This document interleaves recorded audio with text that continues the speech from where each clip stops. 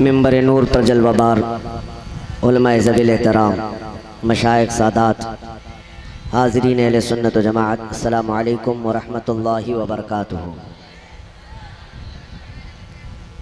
अल्हम्दुलिल्लाह अल्हम्दुलिल्लाहिल हन्नानिल मन्नान अल्लज़ी खलक़ल इंसान व अल्लमहुल बयान वस्सलातु वस्सलामु अला रसूलिही सय्यिदिल इंसी वल जान व अला आलिही व अस्हाबिही ज़विल खैरि वल इहसान, अम्मा बअद, फ़अऊज़ु बिल्लाहि मिनश शैतानिर रजीम, बिस्मिल्लाहिर रहमानिर रहीम, वला तक़ूलू लिमन युक़तलु फ़ी सबीलिल्लाहि अमवात बल अहयाउन वलाकिन ला तशऊरून, सदक़ल्लाहु मौलानल अज़ीम। बारगाह रिसालत में आप सल्लल्लाहु तआला अलैहि वसल्लम में एक बार दुरूद पाक का हदिया पेश करें। अल्लाहुम्मा सल्लि अला सय्यिदिना व मौलाना मुहम्मदिन मअदल जूदि वल करम व आलिहि व अस्हाबिहिल किराम व इब्निहिल करीम व बारिक व सल्लिम सलातन दाइमतन सरमदन अबदा। अज़ीज़ान गिरामी वक़ार, बिहम्दिही ताला ये सुन्नियों का जलसा है। आशिकाने मुस्तफ़ा इसमें जमा हैं।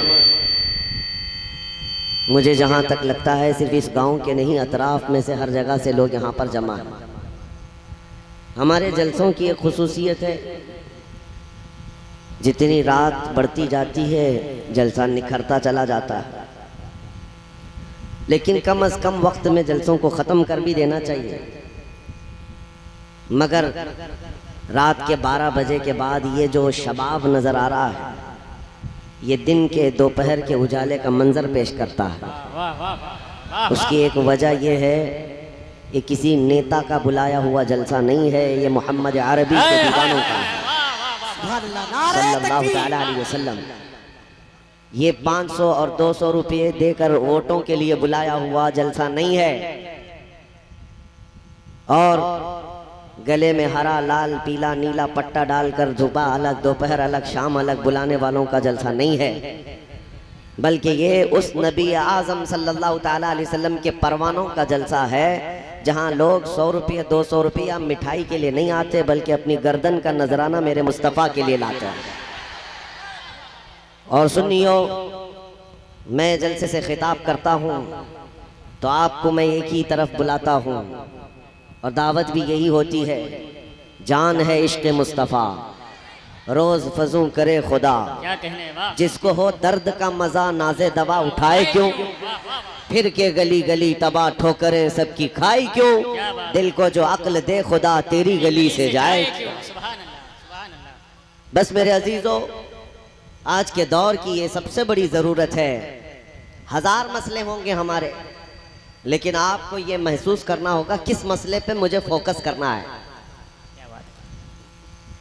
ऐ मेरे अजीज सुन्नी नौजवानों, हर आदमी अपने अपने मसाइल से परेशान रहता है, घिरा रहता है, लेकिन वो अक्लमंद है जो उन मसाइल में सुलगते हुए मसले पर हाथ रख लेता है। क्या बात है।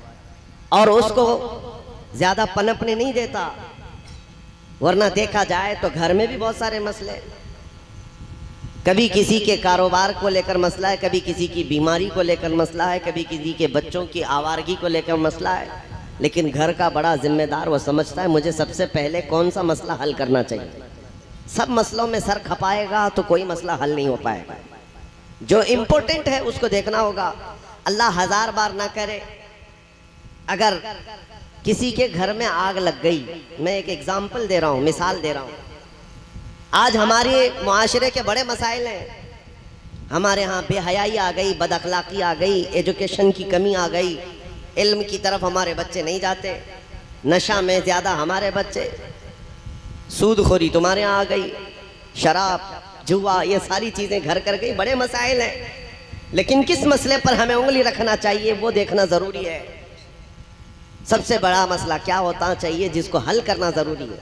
किसी के घर आग लग गई, अल्लाह ना करे, और आप देख रहे हैं कि घर के अंदर, ये थोड़ी देर के लिए आप लोग बैठ जाइए, ये पैसे वाले इधर नहीं आएंगे, मैं शुरू में ही बता रहा हूं, नात खां हजरात आएंगे तो उन पर आप निछावर करते रहें। किसी के घर में अगर आग लगी हो और उसके अंदर आपका बच्चा बैठा हुआ है, और घर को आग की शोलों ने लपेटे में ले लिया है। आप घर के अंदर दाखिल हुए, बच्चा आग के लपेटों में मौजूद है, आपका अजीज बच्चा, लेकिन उसी बच्चे के बगल में आपके पैसों की, रुपयों की एक अटैची भी रखी हुई है, सूटकेस भी है, वो भी जलने के करीब है, माल बहुत ज्यादा उसमें पड़ा हुआ है और आपका बच्चा भी है। जरा बराबर अकल रखने वाले से मैं पूछना चाहता हूँ, इस झुलसती हुई आग में सबसे पहले आप किसको बचाएंगे? आप अपने बच्चे को बचाएंगे। अकल वाला यही समझता है, पैसा तो फिर कमा लेंगे, लेकिन जान बचाना बहुत जरूरी है। और आप अपने बच्चे की हिफाजत की कोशिश करेंगे। इसका मतलब ये हुआ, जब आदमी कई मसाइल में घिर जाता है, बड़ी परेशानियों में आता है, तो जो सबसे अहम मसला है उसको हल करता है, पहले उसकी तरफ नजर करता है। और मैं क्या कहना चाह रहा हूं मेरे अजीजों, जिंदगी के मसाइल बेशुमार हो गए आज हमारे मुल्क में, हमारी तहजीब में, हमारे माशरे में, हमारी कम्युनिटी में बहुत मसाइल आ गए, आग लगी हुई है।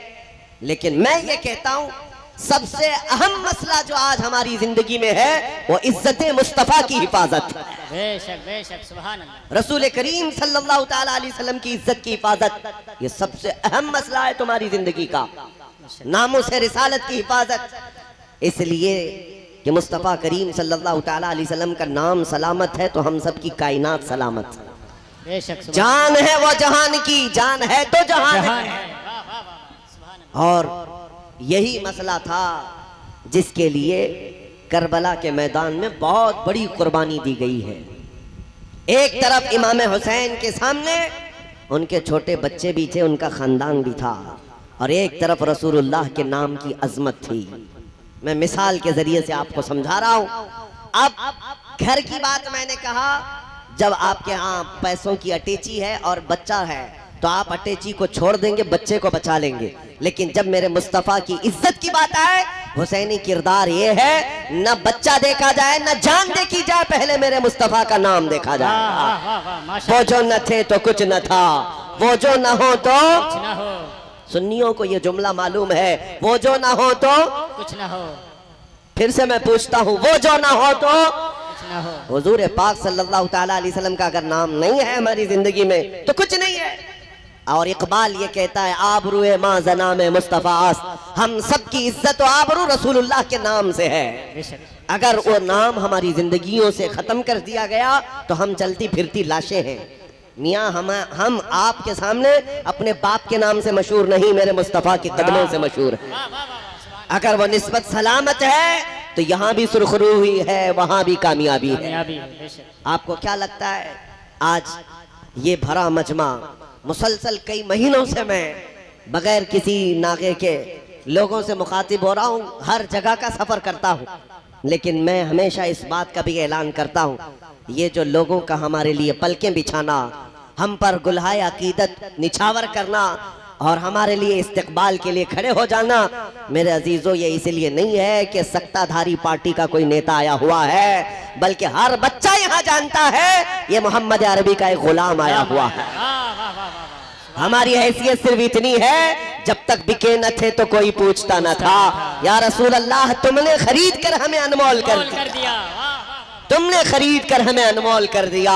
ये नाजी अंदाज हमारे नहीं होते, झोली में अगर टुकड़े तुम्हारे नहीं होते, जब तक के मदीने से इशारे नहीं होते, रोशन मेरी किस्मत के सितारे नहीं होते। और ऐ लोगों, आपको भी ये पैगाम देकर जाना चाहूंगा, बेदाम ही बिक जाइए बाजार नबी में, बेदाम ही बिक जाइए बाजार नबी में। अरे इस शान के सौदे में खसारे नहीं होते, इस शान के सौदे में खसारे नहीं होते। मौला इमाम हुसैन का नाम खत्म हो गया, खत्म हो गया नहीं। कोई कह सकता है कि दुनिया में इमाम हुसैन का नाम मिट गया?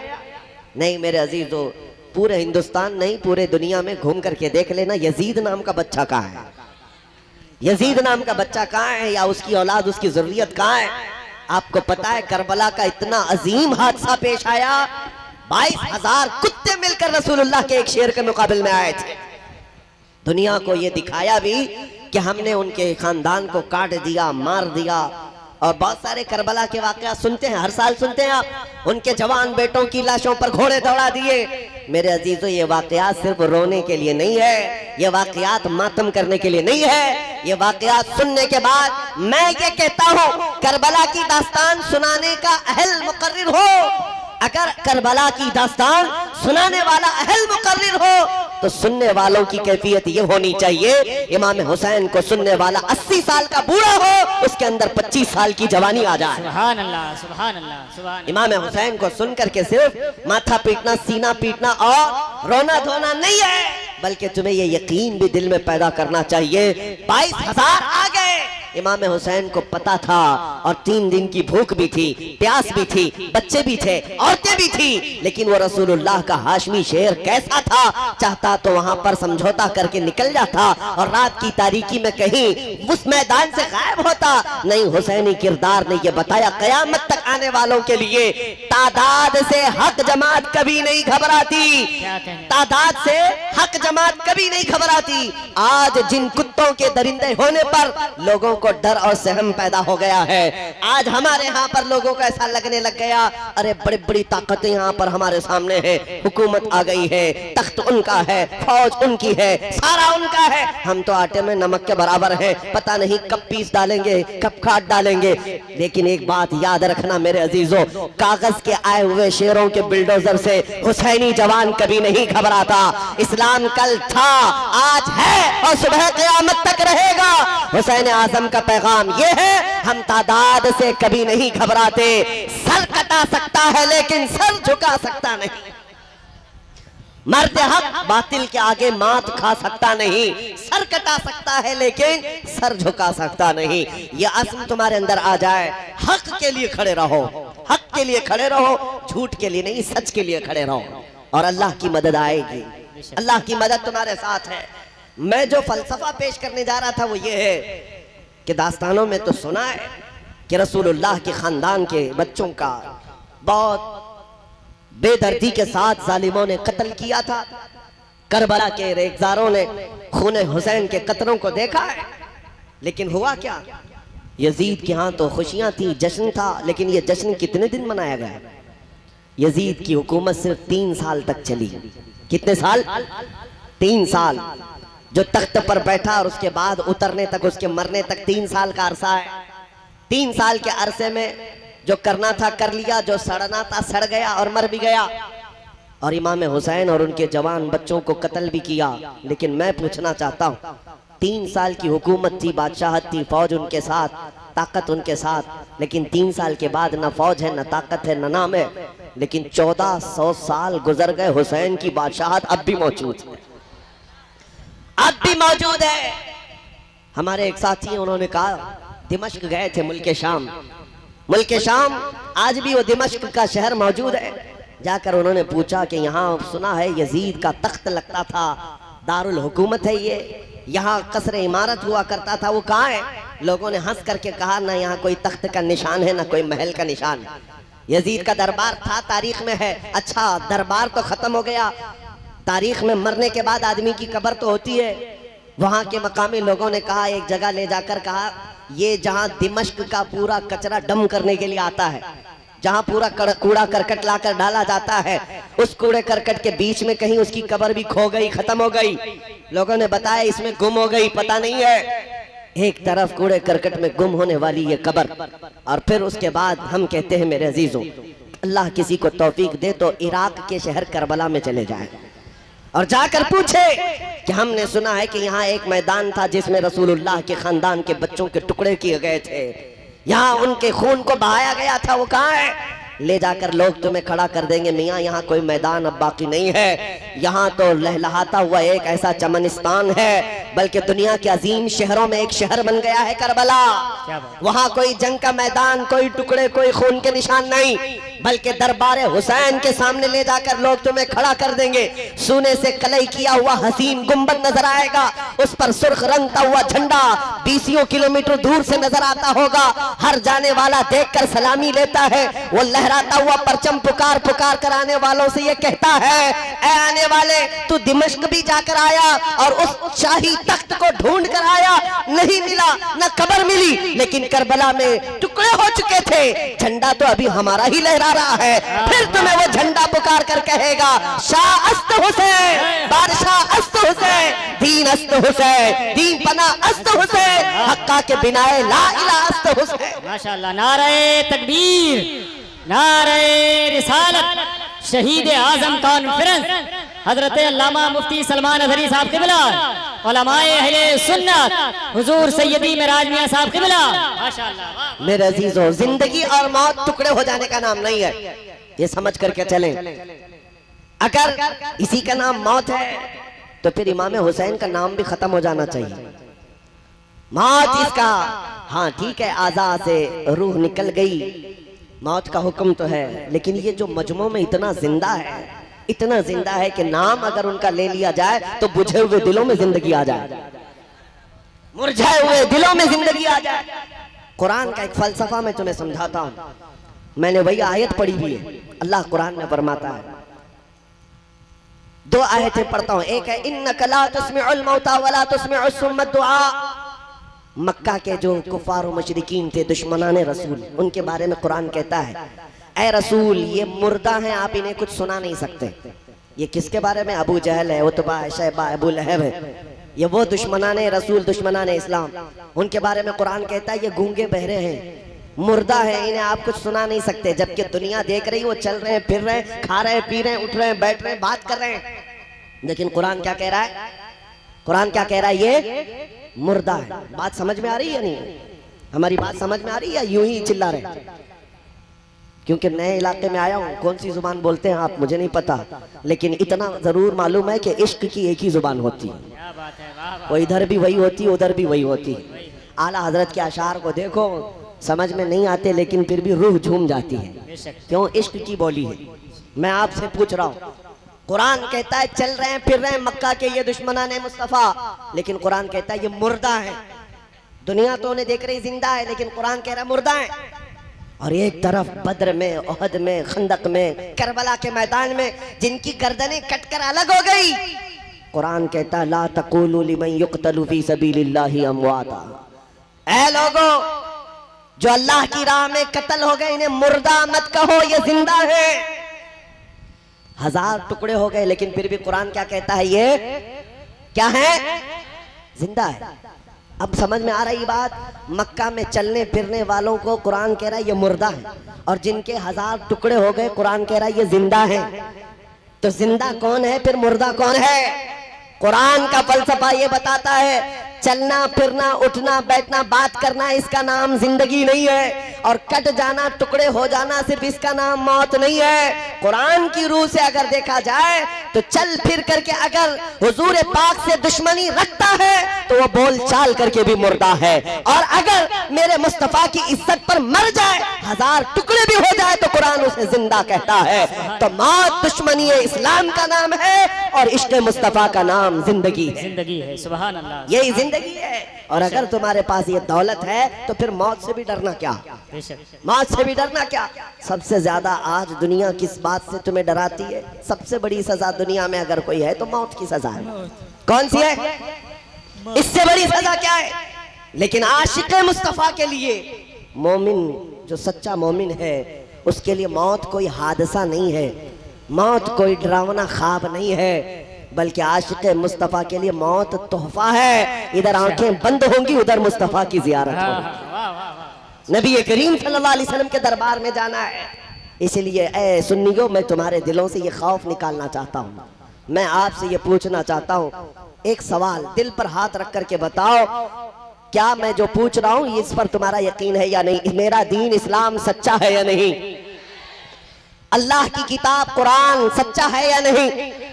हमारा नबी सच्चा है या नहीं? हमारा खुदा सच्चा है या नहीं? जिस दीन के जिस कौम के अंदर ये जज्बा है, तुम्हारा खुदा सच्चा, तुम्हारा नबी सच्चा, तुम्हारी किताब सच्ची, तुम्हारा दीन सच्चा, जब सारा सच्चा है तो फिर मेरे अजीजों, मुजरिमों की तरह सर झुकाकर नहीं बल्कि अलल ऐलान सर उठाकर जिया करो। आला हजरत ने फरमाया है, खौफ न रख रजा जरा, तू तो है अब्दे मुस्तफा।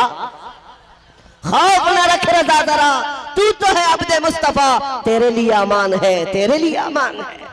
मुजरिम कौम से तुम्हारा कोई ताल्लुक नहीं है, ना तुम आतंकी हो ना आतंकवादी, और ना ही तुम्हारा दहशत से टेरर से कोई ताल्लुक है। हाँ, एक बात और बता दूं, किसी और को राजी करने के चक्कर में अपनी असलियत भी भूल मत जाना। एक बात याद रख, ये मशहूर मुहावरा है, कौवा चला हंस की चाल अपनी चाल भूल गया। और मैं कहता हूं, शेर चला कुत्ते की चाल और अपनी चाल भूल गया। तुम किसी को राजी करने के लिए अपना माजी मत भूलो, कोई दुनिया तुमसे राजी होने वाली नहीं। और एक बात ये भी याद रख लो, ये 4 दिन के आए हुए गुंडे क्या तुम्हें सर्टिफिकेट देंगे कि तुम मोमिन हो कि क्या हो?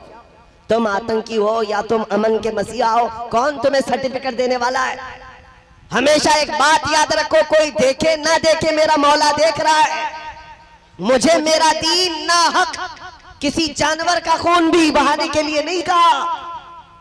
इंसानों की बात बहुत दूर की है। लिहाजा आज हो क्या रहा है, हमारी कौम के बच्चे डर करके, सहम करके थोड़ा सेकुलर बन जाएंगे, वो भी राजी रहेंगे, ये भी राजी रहेंगे। ये दुनिया तुम्हें कुत्ता बना के छोड़ेगी, कभी राजी नहीं होंगी। राजी करना है तो मदीने वाले को राजी करो, राजी करना है तो अपने रब को राजी करो जो एक ही सजदे में राजी हो जाए। और यहाँ जिंदगी भर इनकी गुलामी करते रहो। राजी करने के लिए कितने सेकुलर बन गए हमने देखा, वो दाढ़ी भी निकाल दिए, टोपी भी निकाल दिए, और अपने सेकुलर बनने के लिए उन्होंने लिबास भी तब्दील कर दिया। कोई ना पहचाने हम लोग सेकुलर लोग हैं। फिर भी हमने देखा है नेतागिरी में 40-40 साल बेचारे जूतियां उठाते रहे, बुढ़ापा आया तो ऐसा कोने में लगा दिया कि अब उनको कोई पूछने वाला नहीं रह गया। क्या ये मिसालें तुम्हारे पास है कि नहीं है? 40-40 साल नौकरी किया, लेकिन जब बुढ़ापा आया तो ऐसा साइड कर दिया गया है कि पार्टी में भी उनका निशान नहीं, हुकूमत में भी कोई पूछने वाला नहीं। इसलिए मैं कहता हूं, ऐ मेरे अजीज, तो दुनिया की गुलामी 40 नहीं 40-100 साल भी कर ले, ये दुनिया तुझे एक न एक दिन कोने पर लगा देगी। काश मेरे मुस्तफा की वफादारी कर लेता, नबी करीम सल्लल्लाहु तआला अलैहि वसल्लम के कदमों में आकर सच्ची गुलामी का दम भर लेता।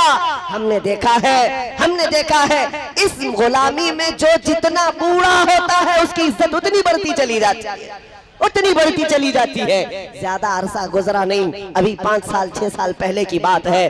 शायद वो आंखें यहाँ मौजूद होंगी जो वारिसे उलूम आला हजरत ताजुश शरिया को देखी होंगी। हुजूर ताजुश शरिया रहमतुल्लाह ताला अलैह का मैं एक अदना गुलाम हूँ, देखा करता। 75 साल की उम्र है, बुढ़ापा है, 2 लोग पकड़ कर लाकर बिठाते हैं, ले उतारते हैं, लेकिन उसके बावजूद मेरे अजीजों, उनके चेहरे पर अल्लाह ने जो हुस्न रखा था, 1 लाख ब्यूटीफुल चेहरों को एक तरफ रख दो और आला हज़रत के शहजादे का हुस्न एक तरफ रख दो, उन 1 लाख की तरफ किसी की नजर नहीं जाएगी, उस एक ताजे शरीयत की तरफ सबकी निगाहें जा रही होंगी। वजह क्या है? वो इसलिए नहीं कि मेकअप करके लाया हुआ हुस्न है, बल्कि वो गाज़ा जो था वो मुस्तफा करीम की निस्बत से हासिल था। इसीलिए मैं ये कहता हूँ, किसी की जी हुजूरी करते करते तुम अपनी जिंदगी फना कर डालोगे, दुनिया कभी राजी नहीं होगी। एक नारा याद रख लो जो मारेरा मुतहरा से आया था, किसी की जय विजय क्यों पुकारे, क्या गरज हमको, किसी की जय विजय क्यों पुकारे, क्या गरज हमको, हमें काफी है सैयद अपना नारा, या रसूल अल्लाह, हमें काफी है सैयद अपना नारा, नारे रिसालत, लब्बैक या रसूल अल्लाह, लब्बैक या रसूल अल्लाह, लब्बैक या रसूल अल्लाह, नारे तकबीर, नारे रिसालत। इमाम हुसैन शहीद करबो बला की पाकीज़ा जिंदगी से जो पैगाम निकलता है वो यही पैगाम है। ऐ नौजवानों, कभी इस बात से खौफ न करना कि ताकतें बहुत बड़ी बड़ी तुम्हारे मुकाबले में आ गई, बल्कि हमेशा ये देखना सारे गुरु घंटाल तुम्हारी तरफ, मेरा रब मेरे साथ है, अल्लाह हमारे साथ है, अल्लाह हमारे साथ है। हाँ, वक्ती तौर पर तूफान भी आते हैं, वक्ती तौर पर बहुत सारी आंधियां भी आती हैं।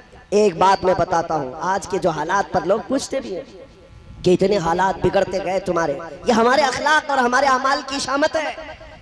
जिस दिन तुम इस जमात को मजबूती से पकड़ लोगे, जो जमात मेरे मुस्तफ़ा करीम ने बनाई, फिर मजाल नहीं है किसी की। आज कुरान को जलाने की बात, इस्लाम को मिटाने की बात, रसूल पाक सल्लल्लाहु अलैहि वसल्लम के नाम पर भौंकने की बात, ये सब चल रही। तुम तो करोड़ों की तादाद में हो, क्या है ये? दर हकीकत पूरी दुनिया मिलकर मेरे नबी पाक की अजमत में से एक नुक्ता भी नहीं घटा सकती। तू घटाए से किसी के न घटा है न घटेगा। जब बढ़ाए तुझे अल्लाह ताला तेरा, मिट गए मिटते हैं मिट जाएंगे आदा तेरे, न मिटा है न मिटेगा कभी चर्चा तेरा।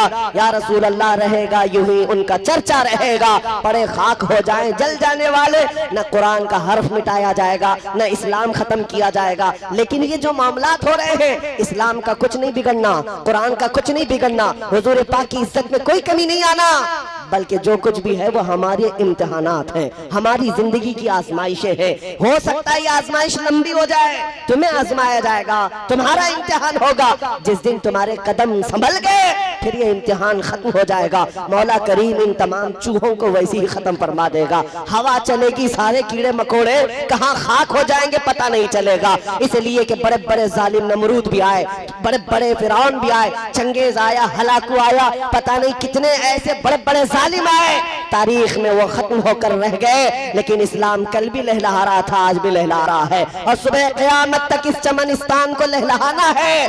बात सिर्फ इतनी है, आज अगर हवाएं किसी के साथ हैं तो मैं हमेशा ये कहता हूँ कुछ देर की खामोशी है फिर शोर आएगा। आज कुत्तों का वक्त है, कल दौर आएगा। कोई मसला नहीं। बगदाद की तबाही की एक तारीख है, मैं आपके सामने बता दूं। ततारी कौम थी, पूरे बगदाद को उन्होंने तबाह कर डाला था। मुसलमानों की खोपड़ियों से मीनार बना दिया था, दरियाए दजला का पानी पूरा खून से लाल कर दिया था, सब खत्म कर दिया, लोगों पर पाबंदियां लगा दी, अजान नहीं होना है, कुरान कोई पढ़ना नहीं है। उस असना में जो बादशाह की बेटी थी, 4-5 लोगों के साथ वो तफरीह के लिए बगदाद की किसी गली में निकली, और जैसे ही वो चल रही थी अचानक एक जगह से एक बूढ़ी आवाज आने लगी, अल्लाहु अकबर अल्लाहु अकबर अल्लाहु अकबर अल्लाहु अकबर। कोई अजान दे रहा था, जबकि पूरा बगदाद में सन्नाटा है, वीरानी है, लोगों को काट काट कर खत्म कर दिया गया। ऐसे तबाही के वक्त कोई अजान कैसे दे रहा है? ये खातून जो बादशाह की बेटी थी, जालिम हुक्मरान की बेटी थी, खड़ी हो गई, कहा देखो आवाज कहां से आ रही है, पकड़ करके लाओ। फौजी गए और जाकर देखा तो एक बूढ़े आलिम थे और कपकपाती हुई आवाज के साथ अजान दे रहे थे। पकड़ कर लाया गया और इस खातून के पास पेश किया। पूछा उस खातून ने, बाबा क्या अभी भी अजान दे रहे हो? देखा नहीं बगदाद हमारा है, अब हमारा राज चलेगा, हमारी हुकूमत चलेगी, तुम्हारे सब सर काट दिए गए, अब भी तुम अजान दे रहे हो? कपकपाती हुई आवाज ने कहा, जब तक जिस्म में आखिरी कतरा खून का बाकी होगा अल्लाहु अकबर ही कहना है। इसलिए कि हम दुनिया में आए थे तभी हमारे कान में भी अल्लाहु अकबर कहा गया था, और हम मरेंगे भी इसी आवाज पर। उस खातून ने पकड़कर कहा कि इसको गवर्नर हाउस में ले आओ।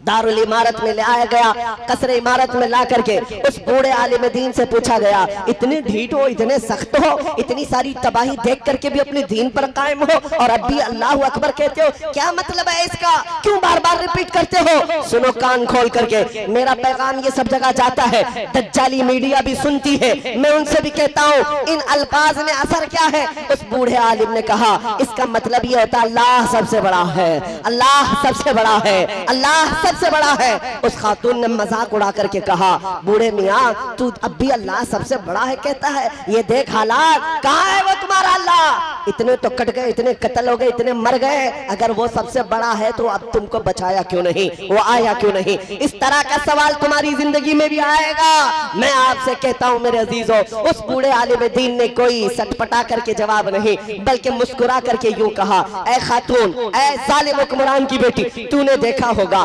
बकरियों का रेवड़ कभी चलता है, पूरा झुंड का झुंड चलता है, चरवाहा पीछे बकरियों को हाँकता रहता है, लेकिन तुमने अक्सर देखा होगा बकरियों का झुंड जब जाता है तो उसमें साथ में एक कुत्ता भी चलता रहता है। कुत्ते का बकरियों के साथ काम क्या है? उस खातून ने कहा, हमने देखा तो है, बकरियों का झुंड होता है, रेवड़ होता है और साथ में कुत्ता भी चलता है। उस बूढ़े आलिम ने कहा, बात सिर्फ इतनी होती है, बकरियां चलते चलते एक आध बकरी कोई अपनी जमात से अलग होकर इधर उधर चली जाए तो ये कुत्ता भोंक भोंक करके लाता है, वापस रेवड़ में जमा कर देता है। इस कुत्ते का काम इतना ही होता है। उस बूढ़े आलिम ने कहा, बात सिर्फ इतनी है, उम्मते मुस्तफा ये भोली भीड़ों की तरह है, ये भोली बकरियों की तरह है, जब कभी ये भटक करके मुस्तफा की शरीयत से अलग चलते हैं तो अल्लाह तुम जैसे कुत्तों को हम पर छोड़ता है, तुम भौंक भौंक करके वापस हमें जमा कर देते हो, उस वक्त तक अल्लाह अल्लाह तुम लोगों को हम पर मुसल्लत करता है। आज भी यही हालात है मेरे अजीजों, घबराने की बात नहीं। जुल्म होता है तो तुम्हारी आजमाइश के लिए है, तुम्हारे इम्तिहानात के लिए है। जिस दिन तुमने अपने कदम संभाल लिए, मेरे मुस्तफा की शरीयत पर वापस आ गए, फिर तो देखना, अरे गली मोहल्ला नहीं, हर इलाके से आवाज आएगी लब्बैक या रसूल अल्लाह, लब्बैक लब्बैक लब्बैक या रसूल अल्लाह, लब्बैक लब्बैक लब्बैक या रसूल अल्लाह। जज्बे को आम कर दूंगा, जिंदगी तमाम उनके नाम कर दूंगा। जो भी दुश्मन है मेरे आका का, उसका जीना हराम कर दूंगा। लब्बैक लब्बैक लब्बैक या रसूल अल्लाह, लब्बैक लब्बैक लब्बैक या रसूल अल्लाह। मैं आपसे सिर्फ इतना कहूंगा, मेरी पूरी तकरीर का, मेरे बयान का खुलासा और मैसेज क्या है। कुछ लोगों को ऐसा लगता है कि आपकी तकरीर बड़ी ऐसी होती है, भड़काऊ होती है, एग्रेसिव कर देते हैं। हम किसी को भड़काते नहीं हैं, हम किसी को भड़काते नहीं। हम तो टूटी हुई रस्सी को फिर से उसी जगह जोड़ते हैं, और जो इधर उधर भटके हैं उनको हम सिर्फ इतना कहते हैं, मियाँ आ जाओ, अपना सब कुछ गुंबद खजरा कल भी था, और मेरे नबी से मेरा रिश्ता कल भी था, और बतला दो गुस्ताख नबी को गैरत सुन्नी जिंदा है, उन पे मर मिटने का जज्बा कल भी था और आज भी है। हमारा पैगाम सिर्फ इतना होता है, हम इसलिए लोगों को जोश दिलाते हैं। बाकी कोई अगर ये समझता है कि हम तकरीर में किसी को उकसा करके हमला करने की बात करते, मियाँ तलवार, चाकू, छुरी, बंदूक, गोली, बम, बारूद सब छोड़ दो, मैं तो तुम्हें ब्लेड की भी बात नहीं करता, इसलिए हमारे लिए बहुत बड़ा पाप है। अरे सब्जी काटने वाली चाकू भी तुम्हारे पास हो तो तुम आतंकवादी हो जाओगे। बाकी 5000 असलहे कोई चुरा करके है, पूरा आतंक भी मचा ले, वो तो देशवासी है। कोई ट्रेन में, चलती ट्रेन में रक्षक गोलियों से भून भी दे, फिर भी वो देशभक्त है। तुम अगर किसी को घूर कर देख लो तो भी तुम विदेशी हो।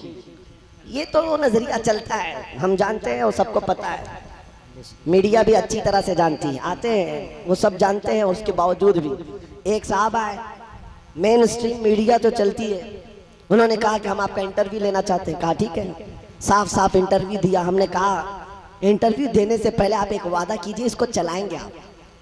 कहा जरूर चलाएंगे। लेकर के गए, कभी नहीं चलाए। हमने उनको कई दिनों के बाद पूछा, कहा आपने कुछ ऐसा मसाला दिया नहीं था जो चल जाए। इनको चाहिए वही जिसमें मसाला हो और लोगों में एक आग लगे। कोई पॉजिटिव मैसेज नहीं चाहिए। पॉजिटिव मैसेज देने वालों को कभी उस पैनल में बिठाया भी नहीं जाता, बल्कि वहां टट्टुओं को लाया जाता है। 5000 इसको दे दो, 5000 इसको दे दो, और सब लड़ेंगे वहां पर।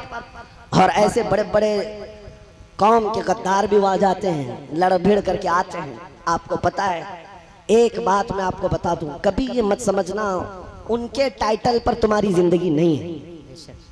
आज मुझे देखो ऊपर से नीचे तक, हम तो इसी लिबास में हिंदुस्तान के हर कोने में घूम रहे हैं, जा रहे हैं, आ रहे हैं। किसी को चुभते हैं तो चुभे, किसी को गढ़ते हैं तो गढ़े, हमें फर्क नहीं पड़ता, इसलिए कि हमारी नजरों में सिर्फ गुंबद खजरा है।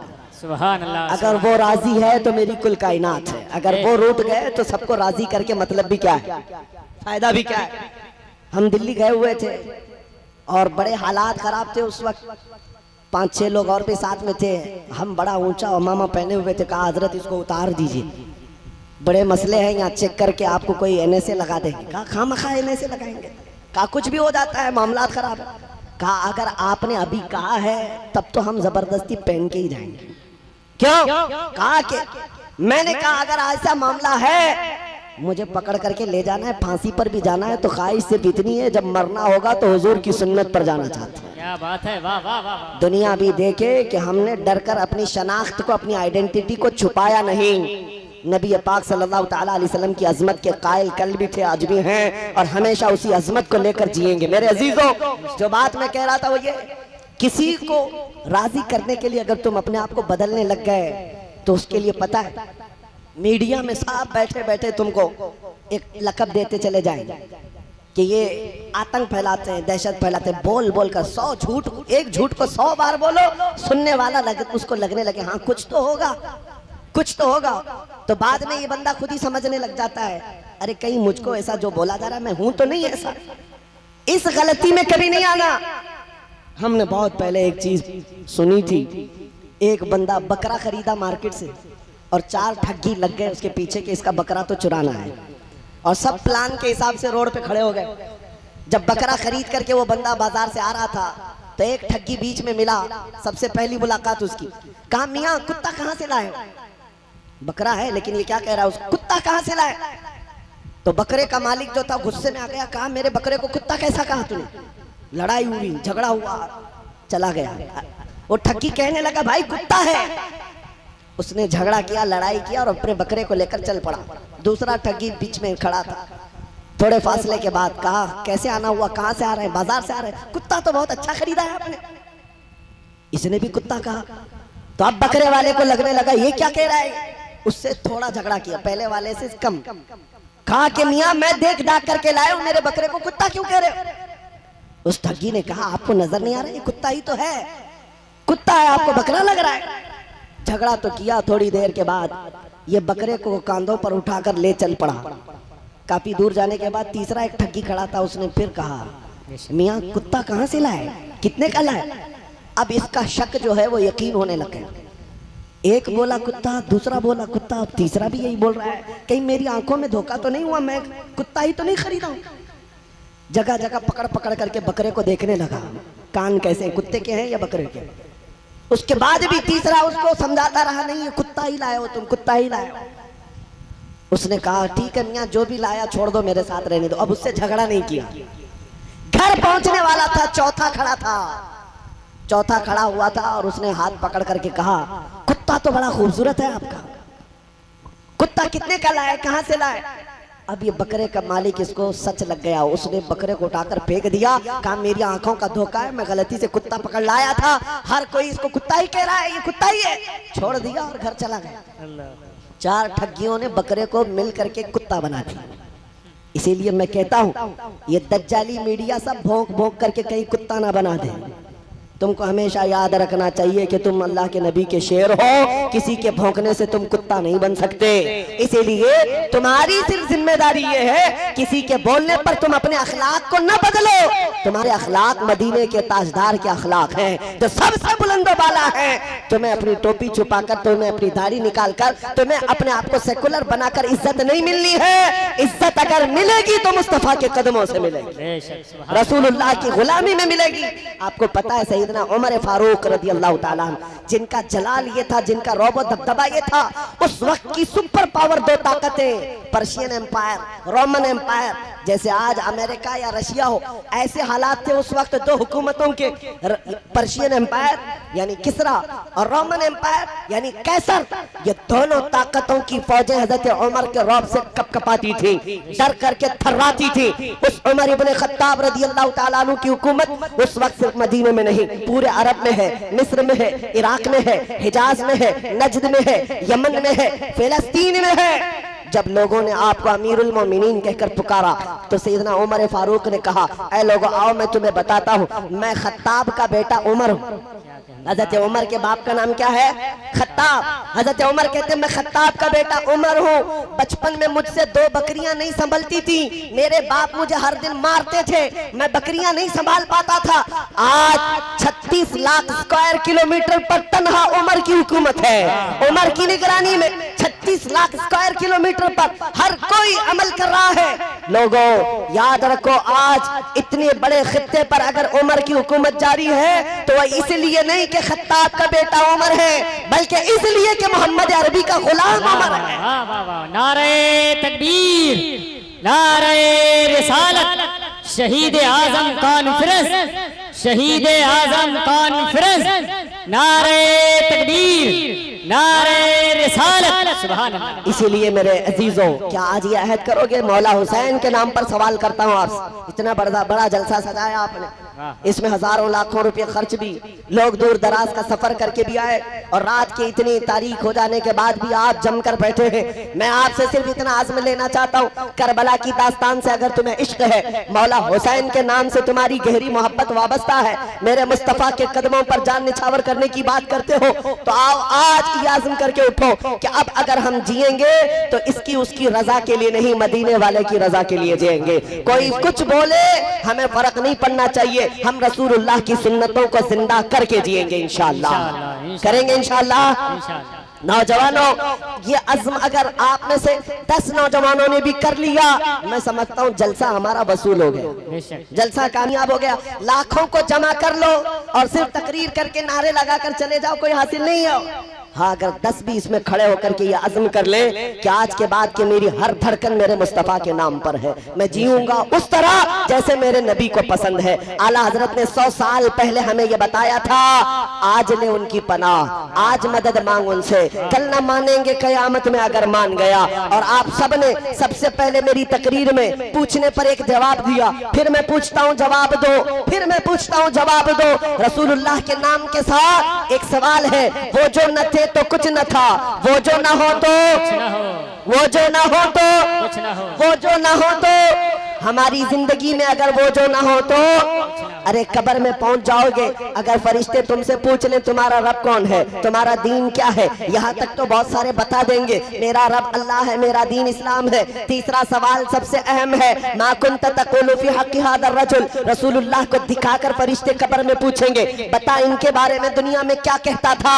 ऐ सुन्नी जवान, उस दिन अगर तुम्हारी जुबान से ये बात निकल गई, हाज़ा मुहम्मदुर रसूलुल्लाह, ये तो मोहम्मद अल्लाह के रसूल है, तब तो फरिश्ते कहेंगे नम का नौमतिल अरूज, सो जा अब जैसे दूल्हा सोता है। और अगर पहचानने से इनकार कर दिया, मुझे पता नहीं क्या है, तो फिर भाले और नेज़े तैयार है फरिश्तों के, जो सुबह क़यामत तक कूटते रहेंगे, पीटते रहेंगे, सजा के लिए तैयार रह जाओ। इसीलिए मैं ये भी कहता हूँ, ये दुनिया तो दुनिया है, यहाँ वो जो ना हो तो, और कब्र में पहुंच करके भी वो जो ना हो तो, और हश्र में चले जाओ, मैदान क़यामत है, तुम आदम अलैहिस्सलाम से लेकर ईसा अलैहिस्सलाम तक हर नबी के पास घूम फिर करके आ जाओ। खलीलो नजी, मसीहो सफी, सभी से कहीं न बनी ये बेखबरी की खल्क फिरी, कहां से कहां तुम्हारे लिए। रसूल पाक के पास आओगे, उस वक्त मेरे मुस्तफा का क्या कहेंगे, जब पूरी मखलूक ये पूछेगी हमारी सिफारिश कर दे, हमारी शफाअत कर दे। तो पहले नबियों ने कहा था इज़हबू इला गैरी, जाओ मेरे अलावा किसी और के पास जाकर सिफारिश करना, लेकिन मेरे आका की तन्हा जात है, मैदान महशर में कह रही होगी अना लहा, अना लहा, कहेंगे और नबी इज़हबू इला गैरी, मेरे नबी के लब पर अना लहा होगा, जिसका मतलब ये होता है ऐ कौम कहां भटक रहे हो, आओ तुम्हारी सिफारिश के लिए तो मोहम्मद बैठा हुआ है, आज तुम्हारी शफाअत के लिए मैं ही तो हूं। अब पता ये चला मेरे मुस्तफा सिफारिश करेंगे, अल्लाह करीम उस दिन हिसाब किताब शुरू करेगा।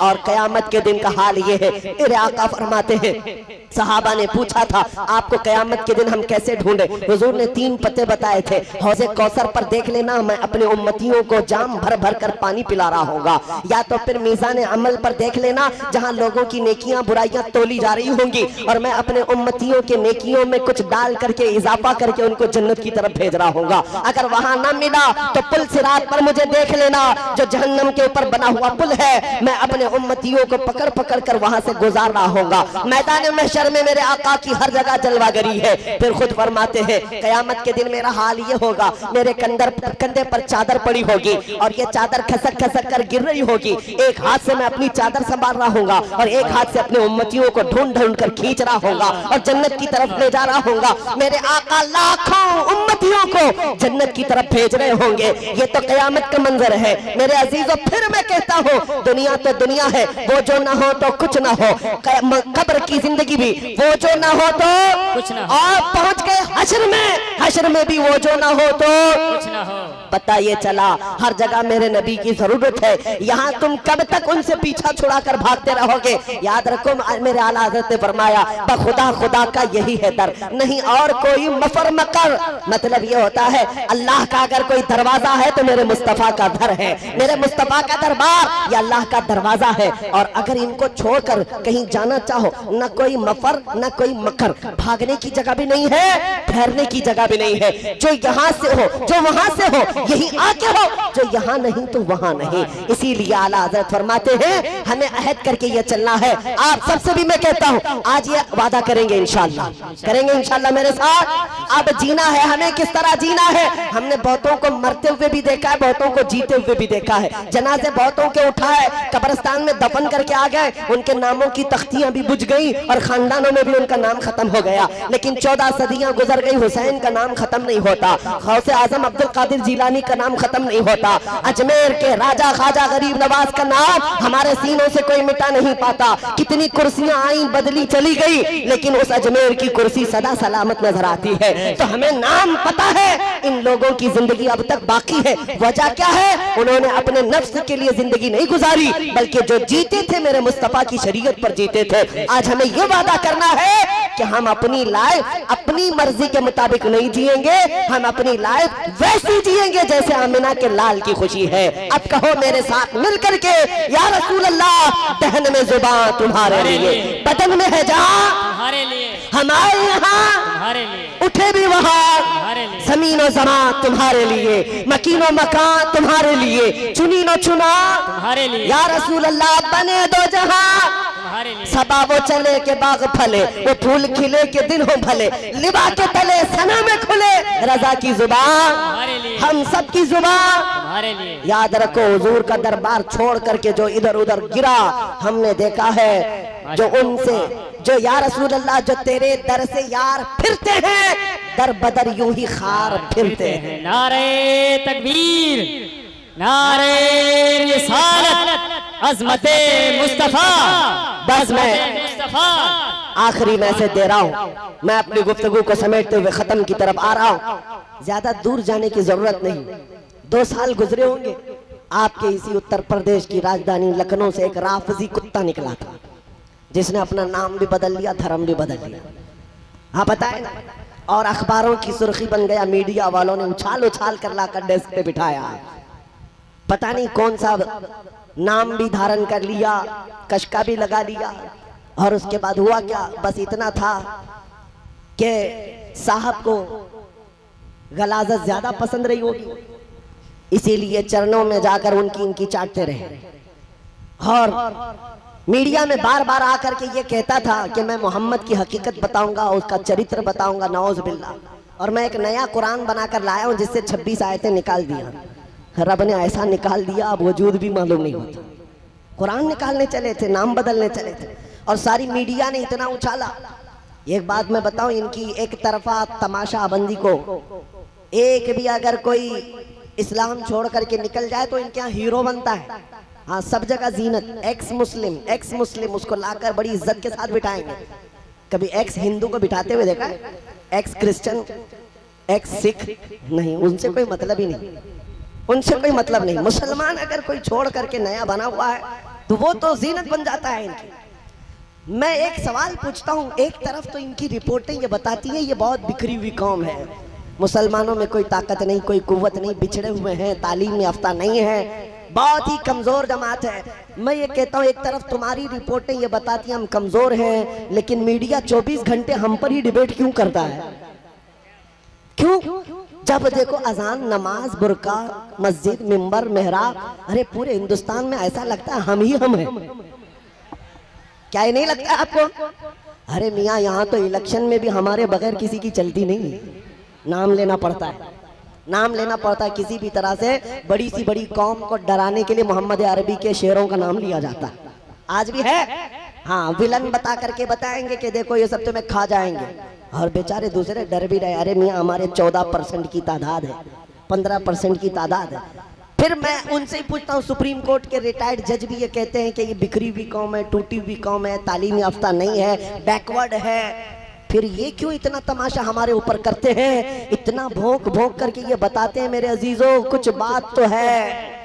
इकबाल ने 100 साल पहले कहा था, कुछ बात तो है कि मिटती नहीं हस्ती हमारी, कुछ बात तो है कि मिटती नहीं हस्ती हमारी, सदियों रहा है दुश्मन दौरे जमा हमारा, यूनानो मिस्र रोमा सब मिट गए जहां से, बाकी मगर है अब तक नामो निशान हमारा, तौहीद की अमानत सीनों में है हमारे, आसान नहीं मिटाना नामो निशान हमारा। कुछ बात तो है। हर जगह चर्चे तुम्हारे क्यों होते हैं? हर जगह तुम्हारे चर्चे क्यों होते हैं? इसलिए मेरे अजीजों, कोई तो दौलत अभी भी बाकी है, सब लुट जाने के बाद भी, सब लुट जाने के बाद भी कुछ तो बाकी है जिसके लिए इतना तज़किरा होता है। वो तुम्हें बार बार बता रहे कोई दौलत तुम्हारे पास है, वो दौलत इश्क मुस्तफा की दौलत का नाम है। जब तक ये कमजोरों में भी रहेगी, बड़ी बड़ी ताकतों को हिलाकर रख देती है। एक खादिम हुसैन को देखा था, व्हील चेयर पर बैठकर लब्बैक या रसूल अल्लाह का नारा लगाता था, पैरों से मासूर था, लेकिन यूरोप की धरती भी हिलती हुई नजर आती थी। हॉलैंड की पार्लियामेंट में बैठ करके कानून पास कर रहे थे। अरे ये लूला, ये कमजोर आदमी जो पैरों से मासूर है, बड़ी दूर बैठकर लब्बैक कहता है, ये डेंजर है, बड़ा डेंजर है। मैंने देखा मियाँ वो खुद से खड़ा नहीं हो पा रहा है, व्हील चेयर पर लाकर बिठा रहे हैं। तुम्हारे पास तो पेट्रोट मिसाइल है, बड़े बड़े धमाके करने वाले हर हथियार है, फिर तुम्हें एक माजूर आलिम से खतरा क्यों है? पता चला तख्त और ताज का नाम ताकत नहीं है, फौज और पुलिस का नाम ताकत नहीं है, कमजोर टांगों में भी इश्क मुस्तफा है तो ताकत उसी का नाम। पैदा करो तो वो ताकत पैदा करो कि चलो तो तुम्हारा सीना धड़कन में नबी नबी कहा करे। जब सोए तो ये हमारी कैफियत हो, मैं सो जाऊं या मुस्तफा कहते कहते, खुले आंख सल्ले अला कहते कहते। मैं जो बात कह रहा था कंप्लीट करके खत्म करता हूँ। उस राफजी कुत्ते से पूछो आज कहाँ है? तुम तो नाम भी बदल लिए थे, धर्म भी बदल लिए थे, चर्चे में आने के लिए बहुत कुछ कर गए थे और बहुत सारे कपड़े भी पहन लिए थे, और जा करके किसी के चरणों में और किसी की चाटते हुए 6 महीने गुजारे। बाद में पता चला कि उन साधुओं ने भी किक मार करके निकाल दिया, और हालत ये हो गई, धोबी का कुत्ता न घर का न घाट का, न तुम घर के रह गए न उनके रह गए। अरे वो कौम जो दूसरी बिरादरी को नहीं एक्सेप्ट करती, तुझे कहां से एक्सेप्ट करती? तू तो कुत्ता बनकर रह गया। इसीलिए मैं कहता हूं, जो मेरे मुस्तफा को छोड़कर कहीं और इज्जत ढूंढने की बात करता है, आला हजरत ने 100 साल पहले कहा था, या रसूल अल्लाह, जो तेरे दर से यार फिरते हैं, दर बदर यूं ही खार फिरते हैं, और जो नबी का नाम लेवा होता है, उसकी इज्जत के क्या कहने, सदियां गुजर जाती है लेकिन उसका नाम मरता नहीं है। 100 साल बीत गए, आला हजरत आज भी जलसों में है। इसलिए नहीं कि वो पठान खानदान के शहजादे थे, इसलिए उनका नाम जिंदा है कि वो बरेली का इमाम जब भी बोलता था तो मेरे मुस्तफा की नाते बोलता था, हुजूर की तारीफ करता था। तो मौला ने ये कानून बनाया, जो नबी का होगा वो हर दिल पर राज करता रहेगा।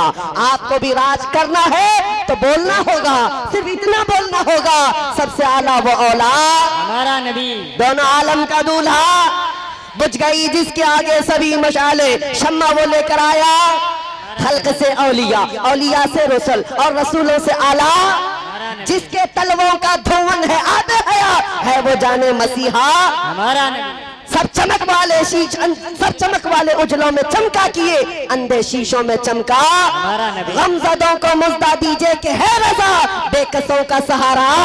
अरे आखिर में सिर्फ इस बात पर मैं उठ जाता हूँ, सुन्नियों को ये पैगाम देकर, कौन देता है? देने को मुंह चाहिए, अरे देने वाला है सच्चा हमारा नबी। लब्बैक या रसूल अल्लाह, लब्बैक या रसूल अल्लाह, लब्बैक या रसूल अल्लाह, लब्बैक या रसूल लब्बैक या रसूल अल्लाह। लब्बैक या रसूल अल्लाह।